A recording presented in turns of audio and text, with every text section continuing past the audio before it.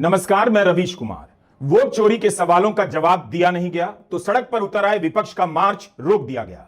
जिन लोगों को यह शिकायत रहती है कि विपक्ष दिखाई नहीं देता, उन्हें देखना चाहिए कि विपक्ष दिखाई ही ना दे, उसके लिए दिल्ली की सड़कों से लेकर गोदी मीडिया के स्टूडियो में क्या क्या किया गया। इस मार्च ने बता दिया कि राहुल गांधी की प्रेस कॉन्फ्रेंस के बाद अब यह लड़ाई पूरे विपक्ष की हो चुकी है। क्या लोकसभा का चुनाव विपक्ष से छीना गया? बीजेपी हार रही थी, यह तो सबको दिखा। 300 सीट का दावा हवा में उड़ गया और 240 सीटें ही आई।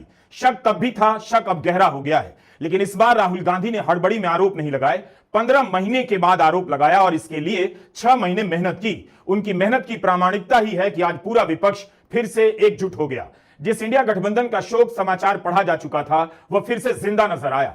इस सवाल को लेकर कि वोट चोरी हो रही है, क्या लोकसभा के चुनाव में चोरी की गई, हरियाणा और महाराष्ट्र के चुनाव में क्या चोरी हुई है और क्या बिहार में चोरी की तैयारी की जा रही है। इस मार्च के जरिए राहुल गांधी ने साफ कर दिया कि उनका काम प्रेस कॉन्फ्रेंस तक सीमित नहीं था और वे शपथ पत्र हो या एफआईआर हो, इन धमकियों से रुकने वाले नहीं है। राहुल गांधी ने वोट चोरी के मुद्दे पर सारे विपक्ष को सड़क पर उतार दिया है और एकजुट भी किया।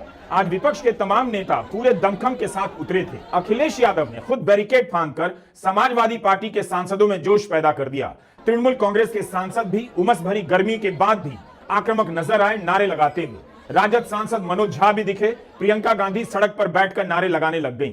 ईडी के डर से टूट जाने वाला, दुबक जाने वाला विपक्ष आज उस डर से आजाद नजर आया।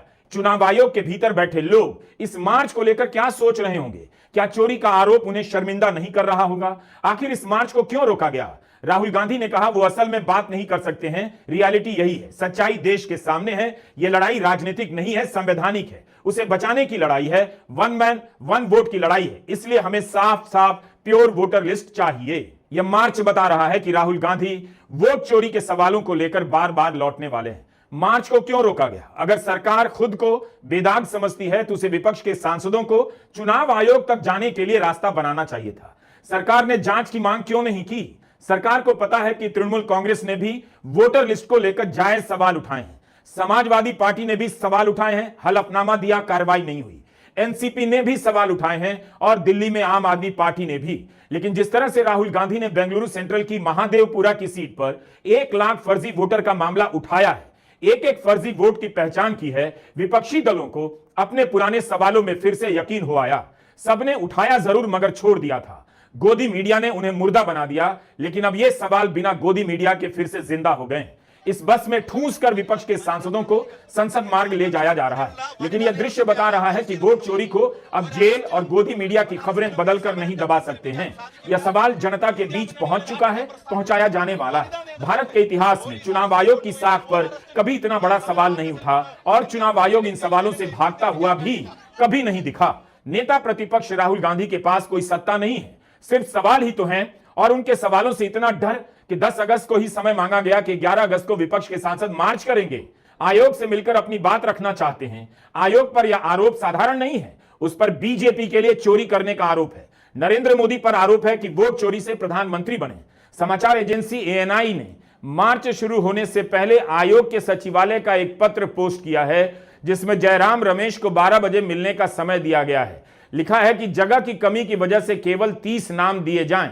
नीचे एएनआई ने अपनी तरफ से लिखा है, अभी तक यानी सुबह 8:45 बजे तक जयराम रमेश ने किसी का नाम नहीं दिया। जवाब में जयराम रमेश ने 10 अगस्त को अपने द्वारा भेजे गए पत्र को ट्वीट करते हुए लिखा, विपक्ष ने शुरू से ही डेलीगेशन के मिलने की बात नहीं की थी। साफ साफ लिखा था कि अपने शांतिपूर्ण मार्च के बाद विपक्ष के सभी सांसद आयोग से मिलकर कई मुद्दों पर बात करना चाहते हैं। मार्च के बाद नोट कीजिए, बिहार के एसआईआर और देशव्यापी एसआईआर के बारे में भी बात करना चाहते हैं। जब विपक्ष ने सभी के लिए समय मांगा था तो फिर आयोग ने 30 लोगों की सीमा क्यों लगाई? क्या दिल्ली में 30 से ज्यादा लोगों के मिलने बैठने की कोई जगह नहीं? जाहिर है यह बातचीत नहीं हुई क्योंकि विपक्ष को मार्च करने नहीं दिया गया, उनके सांसदों को डिटेन किया गया और 1:30 बजे के बाद ही उन्हें छोड़ा गया। एक दौर था जब बाहुबली वोट लूटकर चुनाव जीत जाते थे। आज चुनाव आयोग पर वोट चोरी का आरोप है और आयोग बाहुबली की तरफ बर्ताव कर रहा है। कभी शपथ पत्र मांगता है, कभी एक वोटर की प्राथमिक जांच करता है, कभी कहता है इलेक्ट्रॉनिक डेटा नहीं देंगे, कभी ऐसा डेटा देता है कि आप मशीन से नहीं पढ़ सकते। तो बिहार में एसआईआर की पीडीएफ फाइल हटाकर उसे खराब स्कैन कॉपी में बदल देता है ताकि नागरिक आसानी से नहीं पढ़ सकें और गलतियां पकड़ में ना आए। आयोग की हिम्मत देखिए, सुप्रीम कोर्ट के सामने कहता है कि बिहार में 65 लाख लोगों के नाम काटे गए हैं मगर इनकी लिस्ट नहीं दी जाएगी। आखिर आयोग को क्या छिपाना है? It is critical that we expose voter चोरी। इस कैंपेन का पूरा समर्थन कीजिए। Please support this campaign fully. हमारे वेबसाइट पे पूरा का पूरा इंफॉर्मेशन है, डेटा है। आप इस मूवमेंट में शामिल होइए और हिंदुस्तान में जो वोटर चोरी हो रही है उसको रोकने का काम कीजिए। राहुल गांधी की 7 अगस्त की प्रेस कॉन्फ्रेंस ने भारत के चुनाव आयोग को बदल दिया है। 4 दिन हो गए, साफ है आयोग के पास ऐसा कोई जवाब नहीं जिससे उसकी बातों में नैतिकता झलके, सच्चाई का दम दिखे। आयोग से इतना नहीं कहा जा रहा है कि ठीक है हम जांच करते हैं। इस बार आरोप तंत्र पर लगा है, यंत्र पर नहीं। यंत्र और तंत्र का अंतर समझना होगा। उम्मीद रही होगी कि राहुल गांधी यंत्र को लेकर आरोप लगाएंगे, लेकिन वे तो लगातार तंत्र को लेकर सवाल उठाने लगे हैं। उन्होंने तंत्र के खेल को पकड़ लिया है जो वोटर के नाम जोड़ने और हटाने से जुड़ा है। इतनी तैयारी और उदाहरणों के साथ पहली बार वोटर लिस्ट के साथ खिलवाड़ का तंत्र एक्सपोज किया गया, वरना यंत्र की बात आती थी और आयोग के लिए शेरो शायरी करना आसान हो जाता था। तंत्र की बात आई तो मुंह में दही जम गया है। अधूरी हसरतों का इल्जाम, अधूरी हसरतों का इल्जाम हर बार हम पर लगाना ठीक नहीं। ये ईवीएम कह रही है, मैं नहीं कह रहा हूं।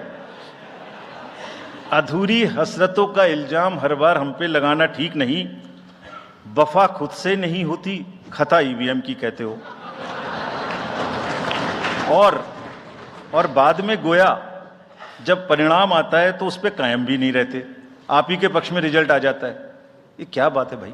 आप हमारा यह वीडियो पूरा देखिए, शुरू से लेकर अंत तक, कई बार भी देखिए। हमने कई कड़ियों को जोड़ा है ताकि भारत के लोकतंत्र को खत्म करने की हिम्मत जिन लोगों ने की है उनकी करतूत का रिकॉर्ड ठीक से आपके बीच में रहे।